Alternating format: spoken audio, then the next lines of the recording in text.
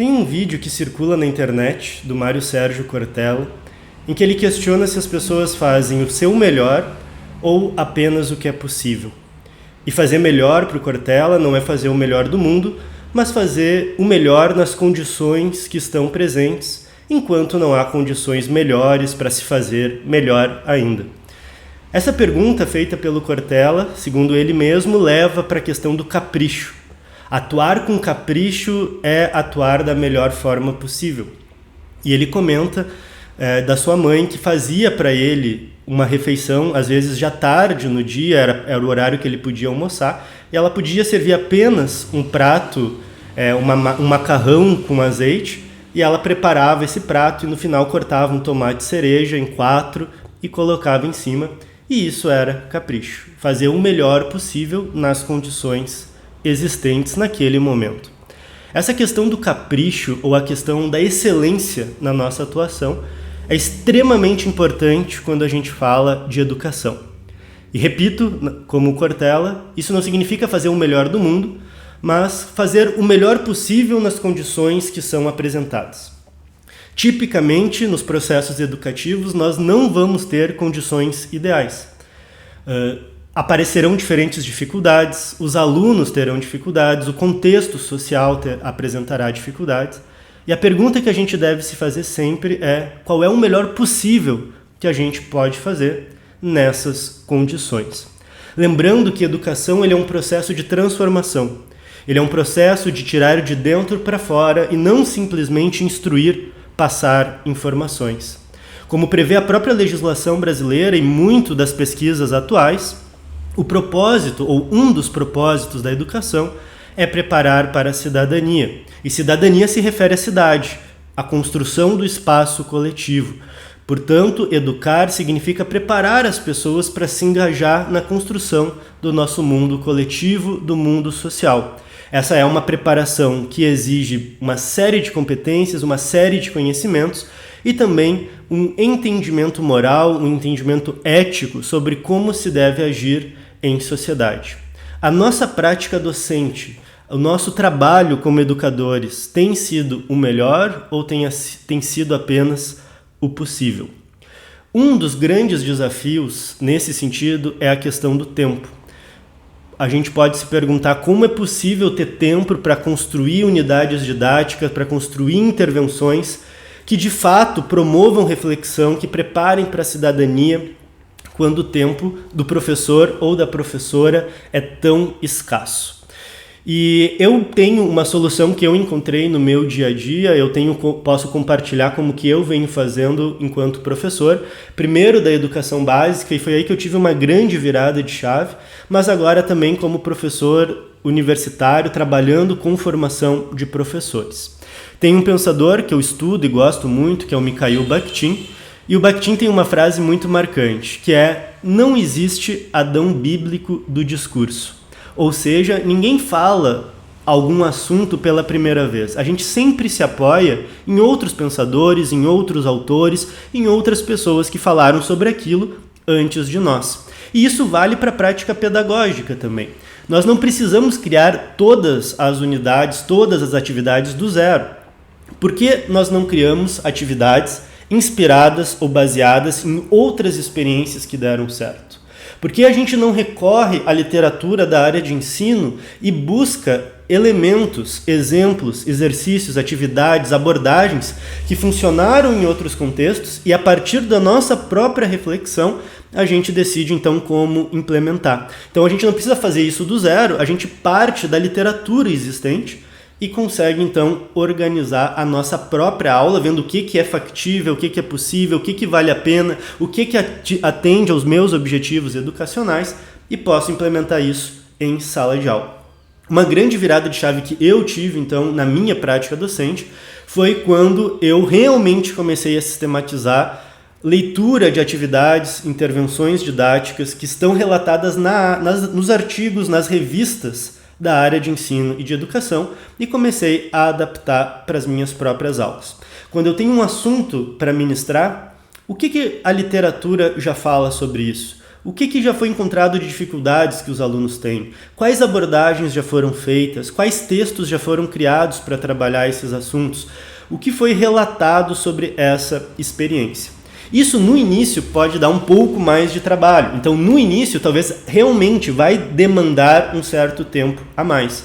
Mas uma vez que se sistematize isso, que a gente vá nas revistas, que a gente encontre os artigos, a gente ganha tempo no médio e longo prazo. Porque a gente já vai ter ideias de estruturas de atividades, de abordagem, textos de apoio, que podem ser utilizados em sala de aula e que vão nos salvar tempo. Portanto, a médio e longo prazo a gente economiza tempo e ainda consegue fazer o melhor nas condições que são possíveis. Onde, então, podemos encontrar essas referências? Onde que a gente pode encontrar essas obras? Para quem está chegando aqui pela primeira vez, essa é uma sequência de vídeos de um livro que se chama Como Estruturar uma Aula que Faça Sentido, que aqui na descrição você tem o link para baixar o livro gratuitamente e a série de vídeos onde cada capítulo está sendo explorado. Nesse livro tem um capítulo onde eu mostro algumas opções de encontrar, por onde encontrar artigos, por onde encontrar textos, materiais que possam ajudar a enriquecer a sua aula. Comentando em linhas gerais, existem ferramentas como o próprio Google Scholar, onde você vai lá e digita, encontra trabalhos, artigos, dissertações, teses. Mas se você é da área de ensino, você pode ir no site da CAPES, que chama Qualis CAPES, pode digitar isso no Google, e lá você pode marcar a área de ensino. E ali vai listar todas as revistas da área de ensino. Você pode procurar quais são as revistas da sua área específica, se é ensino de matemática, ensino de português, ensino de história, ou procurar revistas mais amplas. Eu, por exemplo, sou professor de física, então eu sempre me inspiro, procuro materiais no Caderno Brasileiro de Ensino de Física, na Revista Brasileira de Ensino de Física, Investigações em Ensino de Ciências, Alexandria, entre tantas outras revistas que estão disponíveis lá. Essas revistas elas são classificadas por estratos. Então existem as revistas A1, que seriam as melhores, depois A2, B1 e assim por diante. Então sugiro que comece olhando as revistas A1 e depois vá diminuindo o extrato e vai procurando nessas revistas, vai salvando as revistas que mais se alinham à sua proposta pedagógica, para que você sempre possa voltar a elas e usar esse material que está disponível de forma gratuita na maioria das revistas brasileiras. E isso é um ponto bastante importante. Você pode procurar artigos para uma aula específica, então eu vou ministrar uma aula sobre calor, vou procurar o que já foi falado sobre calor, dificuldades que os alunos têm, abordagens, textos históricos. Isso é uma possibilidade. Mas também é interessante que o professor ou a professora, quando tiver um tempo, invista um pouco da energia para ler esses artigos, ler esses textos, para criar uma cultura pedagógica sobre aqueles assuntos. O trabalho de educação é um trabalho da vida inteira, o trabalho de se formar professor é um trabalho de uma vida inteira também. Então, quando a gente adota uma perspectiva que nós chamamos de professor como intelectual crítico, a aula nunca é preparada só no momento para a aula. É um trabalho de uma vida inteira. A gente lê, por exemplo, no caso da física, lê sobre ciência, história da ciência, sobre didática, educação, filosofia, e isso vai sendo incorporado aos poucos nas nossas aulas. Então, é um trabalho complexo e longo, mas que permeia as nossas atividades. No início, isso pode ser mais trabalhoso, mas é como andar de bicicleta. No início é difícil, mas depois que a gente pega esse hábito de ler os artigos, de procurar os materiais, isso vai se incorporando à nossa prática e vai ficando cada vez mais fácil, cada vez mais ágil, e a gente começa a ganhar tempo e começa a construir aulas com mais materiais, que estejam mais enriquecidas por visões diferentes, por visões plurais, e isso contribui muito para enriquecer a nossa aula e para que a nossa aula seja a melhor aula possível. Da mesma forma, qual é o material que você disponibiliza para os seus alunos? É só o livro didático? O aluno está sempre direcionado para um único material? Isso é uma outra ideia que faz parte da nossa cultura do ensino, que seria importante que a gente também repensasse. Tem um ditado que eu gosto muito também, que é: nunca confie em um homem de um livro só.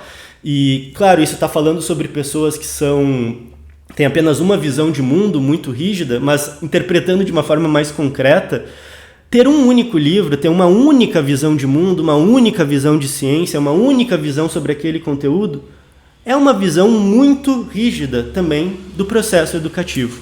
Nós podemos enriquecer o processo educativo trazendo outros tipos de materiais, outros livros didáticos, textos de apoio, textos históricos, notícias de jornal, filme, música, cartas, outros tipos de textos, outros tipos de informação para os alunos lerem, discutirem, analisarem, nem que seja como ponto de partida para a nossa aula, para motivar uma reflexão e motivar a discussão que vem logo a seguir.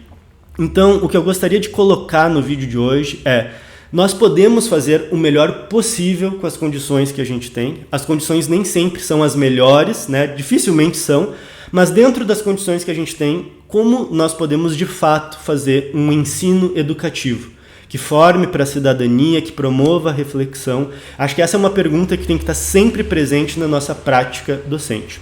Uma forma de conseguir fazer isso, pensando principalmente no desafio do tempo, é ir atrás da literatura especializada. No início isso toma um pouco mais de tempo, mas com o passar da prática isso vai ficando cada vez mais rápido, vai ficando cada vez mais automático e nós vamos enriquecendo as nossas aulas de forma mais ágil e ganhando tempo também, porque a gente vai estruturando, se a gente for organizado, a gente vai estruturando esse material e isso vai facilitando e vai ficando cada vez mais fácil com o tempo. Então, procurar a literatura especializada, ler os artigos de ensino, diversificar os materiais que os alunos recebem para promover a reflexão, essas são formas possíveis da gente criar uma aula que tenha sentido, que seja significativa, que promova a crítica e que, portanto, forme para a cidadania. Isso pode permitir que a gente faça o melhor, não o melhor do mundo, mas o melhor com aquilo que nos é possível, como diz o Cortella. Muito obrigado e até a próxima. Se você gosta desse material, peço que curta aqui o canal, siga, passe para os amigos, porque os próximos vídeos vão dar sequência a essas discussões. Então, para você receber isso, é importante estar aqui conectado. Até a próxima!